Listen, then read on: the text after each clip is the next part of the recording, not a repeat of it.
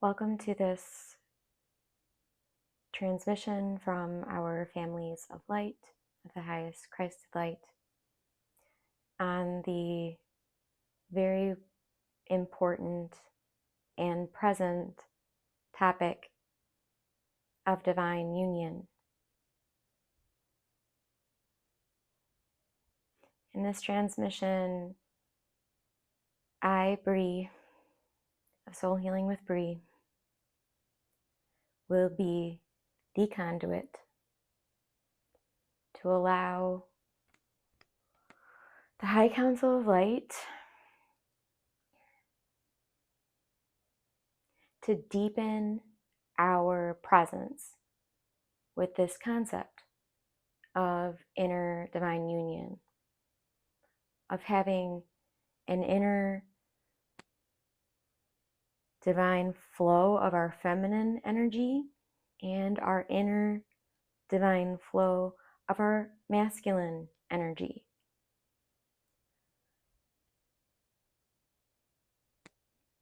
What they're having me come to the presence of to highlight here is that the right side of our body is how we can tune into our masculine energy. Our left side of our body is how we tune into our feminine energy. However,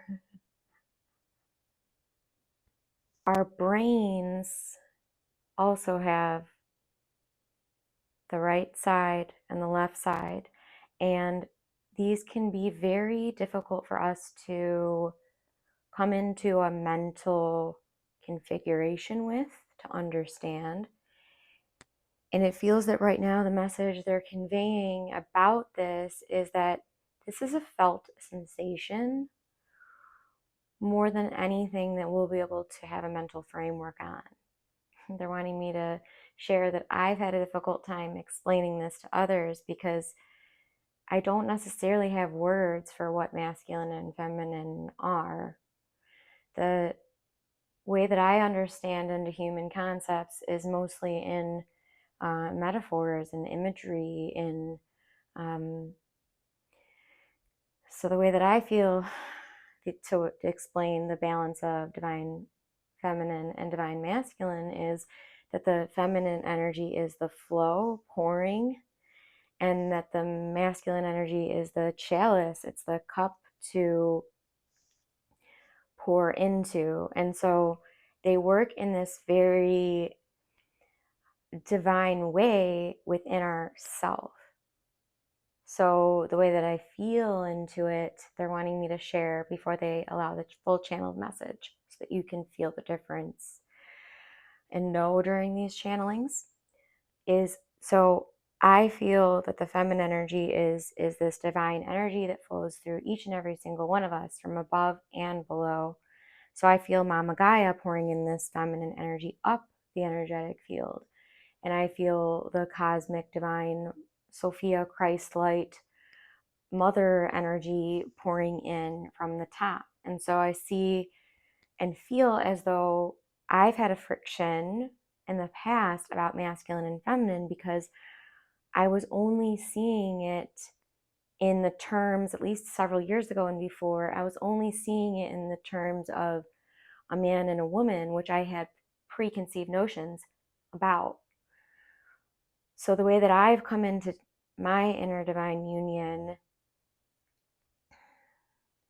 is by truly deprogramming and letting go of every single preconceived idea I had about what a man is, what a woman is, what masculine is, what feminine is.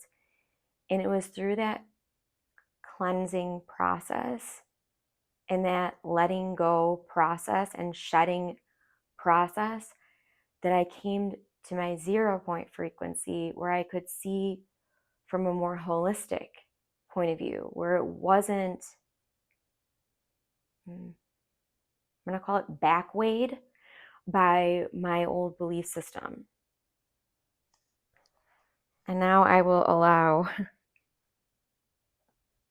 for the High Council of Light to, they're having me pull the 4th card in this White Light Oracle deck before I get it started.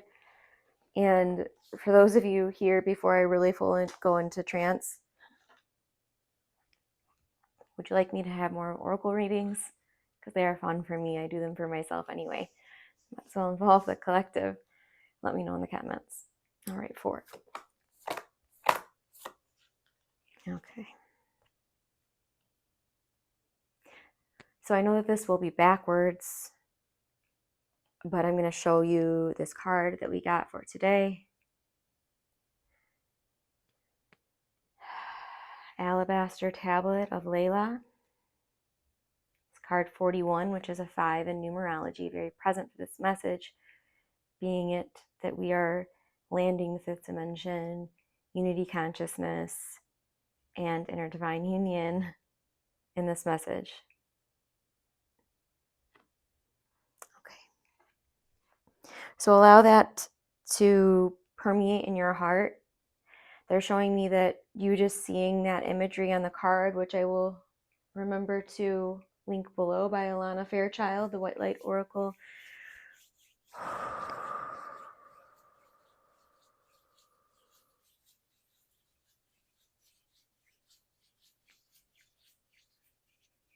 All right. So I'm going to allow this to come through. I would encourage you, if you are driving or operating machinery at this point in the video, that you watch the rest of this at another time. I would like you to be in a settled position for this. I would not recommend that you be in movement for this portion of the message. So if you're out on a walk or a little nature journey, maybe just pull to the side and just find a cozy seat. Okay. Let's see what they have for us.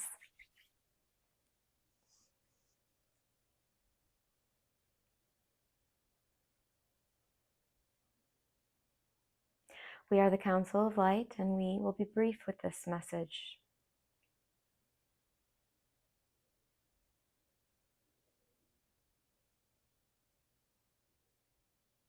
Most of the messages we brought through Bree up until this point did not involve very grounded examples, tangible examples, mostly because there was some resistance within the channel about bringing their own so-called struggles into the equation. But in this case, we would like to give you some grounded ideas of what it may be for you as you rebalance inner divine masculine and feminine energy. You see, Bree had many ideas of what a woman is, a good mother is, a good daughter is, a good sister is, a good sister-in-law is, a good wife is, and many of these preconceived notions that she had were not based in reality for her. They did not allow her to express herself with her full authenticity. She's a very powerful being, but she's had people in her life that saw that power before she could, and they used it against her. If you resonate with Bree's energy, you must know that your gentleness is your strength. However, to every strength, to every spiritual gift, there is a light side and a dark side, a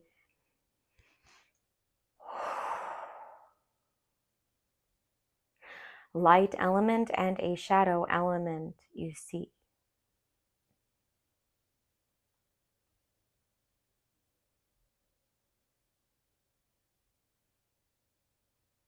And the reason that we bring this in for inner divine union is because if you have a gentle soul, you may adapt on planet Earth. The very common habit, especially in the more developed technologically areas in the world,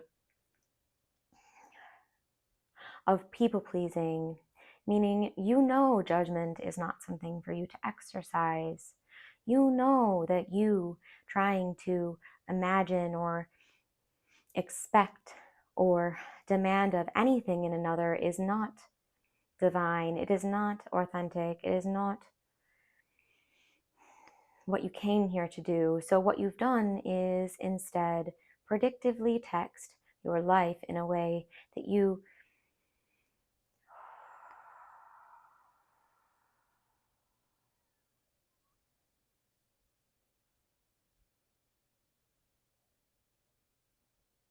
needed to plan and arrange your behavior for those around you in order to protect them in some way.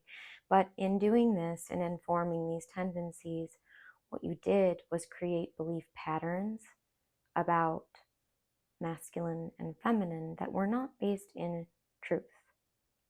They were simply based in experiential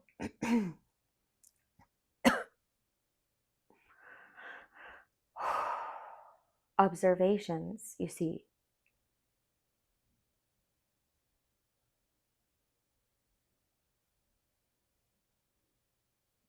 We would like you to make a list of what you believe masculine is, of what you believe feminine is, for we are not here to tell you this. We are here to guide you within to discover what this is for you. This may be another area that you struggle, for it is one with which Bree does, where she knows what the other needs to hear, and yet she knows that it would be better delivered to them by them.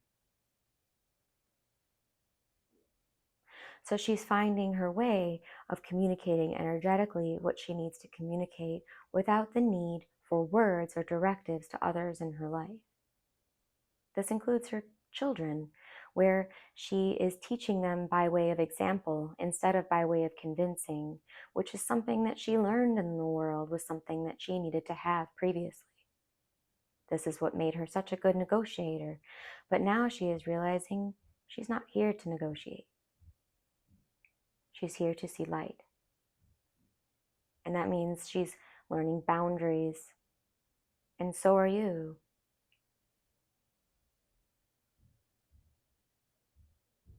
Allow this to energetically reach you. Thank you for joining.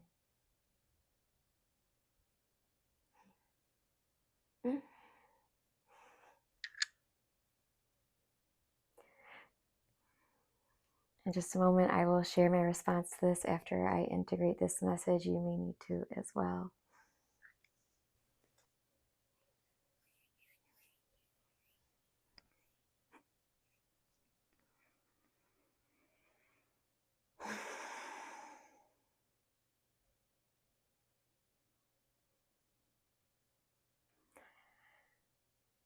I just gave a little cushion there because I did change the background.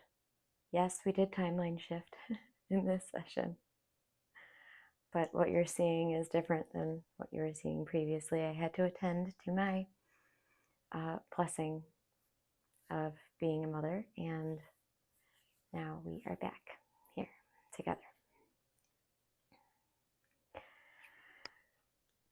So I want you all to allow that message to just be with you for a moment, to land here, to ground here.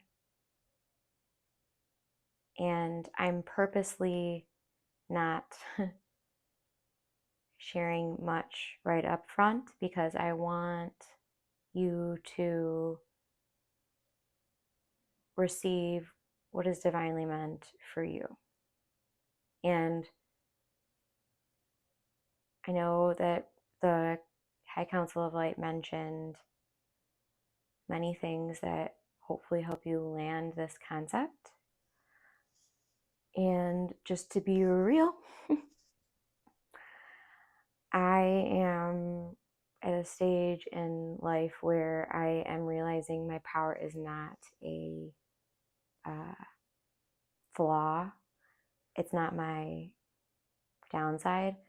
And I've had that painted to me for a while. And I'm working on shifting my environment so that I no longer have those drags of my energy. And I do truly find that when you're doing this inner divine union balancing, everything just starts to feel a little more like you, and a little less like what you thought you had to be. And in that letting go of what you thought you had to be, it can be challenging. So code it all in grace, because there may be, as you start to look at your programming within yourself, your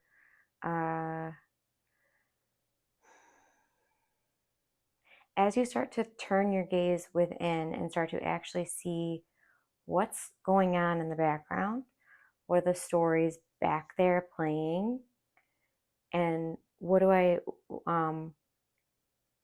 once you can have more of an objective scan of how you're showing up in the world and be realistic with yourself. Like for me, I had to realize, oh wow, uh, I was doing some categorizing. I was believing maybe something was true about a woman, but not a man, or and that's not true, because man woman is just what it's one label that we use here, and that's the closing message I want to share before I allow you all to go and hopefully maybe do a journaling session or a walk, or allow this to percolate, or maybe that's a bath for you, or a movement practice, or a just meditation, your own meditation, uh, or your own exploration of art in some way. To really, that's where I see these sorts of things that we're doing, these channelings and deeper introspective times. We then create from that, and you might have noticed these new paintings that popped up in the room after the channeling. I just brought them back down with me because, for just to land it on the ground as best I can. When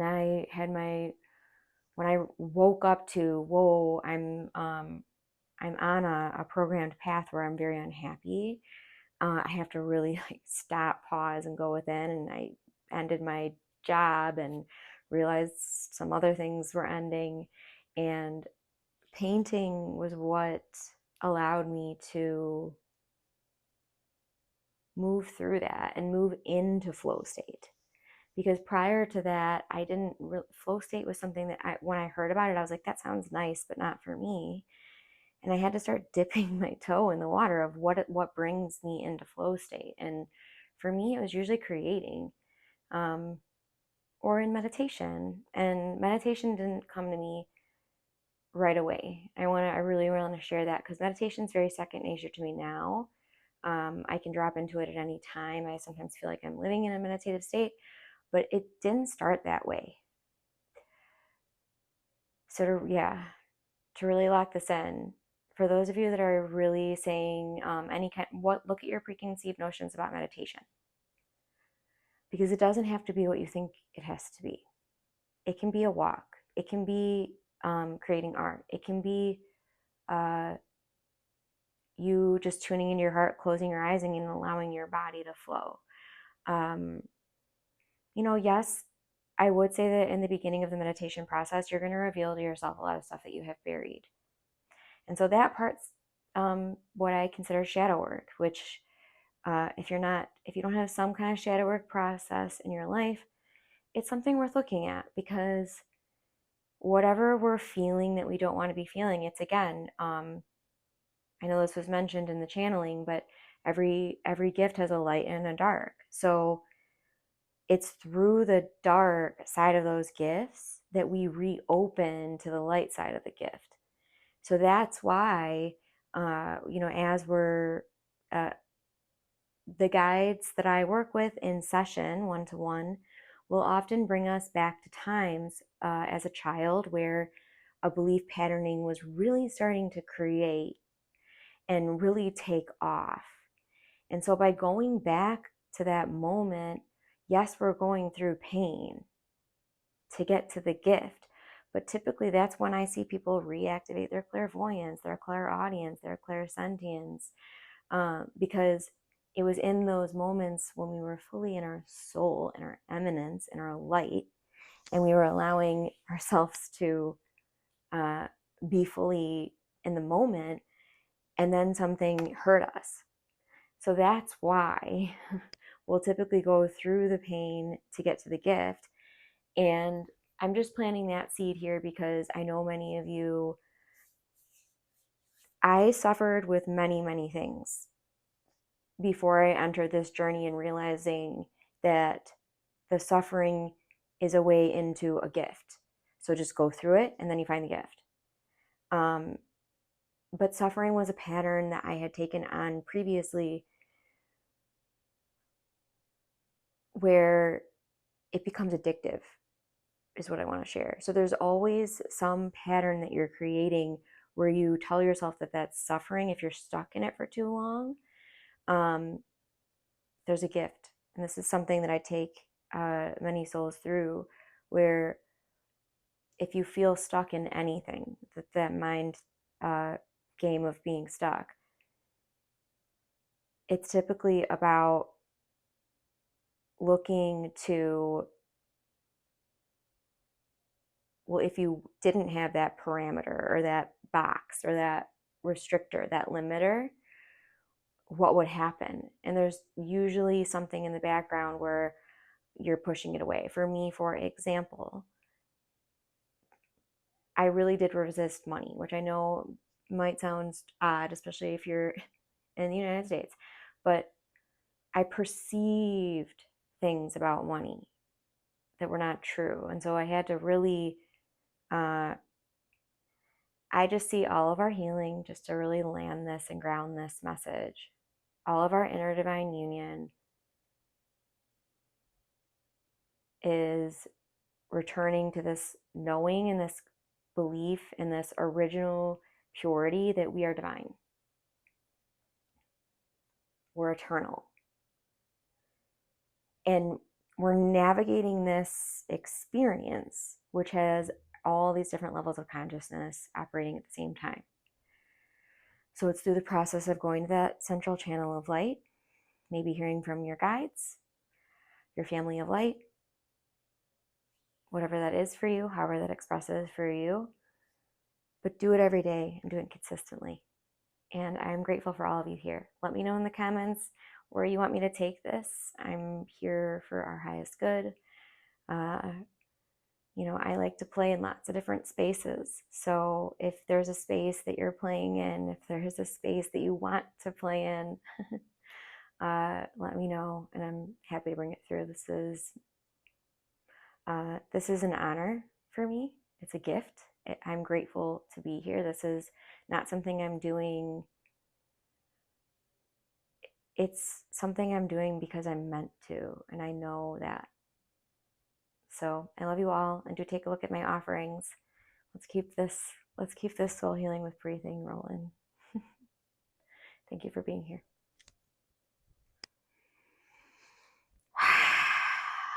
And one juicy, juicy deep breath to end it.